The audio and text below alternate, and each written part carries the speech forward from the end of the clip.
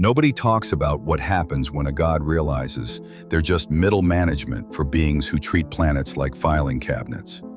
I was born with 3 eyelids and a pulse that made dogs whimper. The midwives wrapped me in enough linen to mummify a small elephant, because apparently fabric solves everything when your newborn hums at frequencies that crack pottery. The priest who blessed me screamed the holy scream and declared me divine, which was generous considering I just made his teeth vibrate out of his skull. See, the visitors had been hanging around Egypt for decades by then. They showed up without fanfare, just stepped out of shimmering air that smelled like burnt metal and ozone. No chariots of fire, no thunder, just beings who stood too perfectly still and moved like walking geometry equations. Our people took one look at creatures who didn't track mud on the floodplain and immediately decided they were gods. The visitors never corrected us. They accepted our dates and clay offerings with the same enthusiasm they showed comets, which is to say, none whatsoever. But they had this sense of theater that never admitted itself. They'd leave symbols in sand that shouldn't hold them, then watch us invent writing to copy what we'd seen.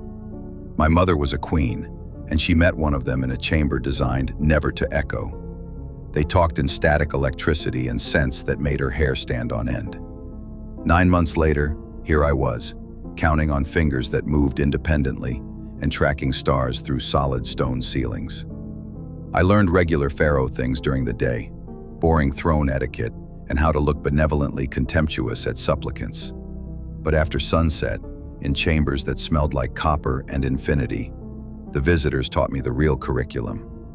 They'd press these lattice crowns against my temples, and suddenly my skull would warm like it was hosting a small sun. They showed me stars, and I could feel them entering my bones.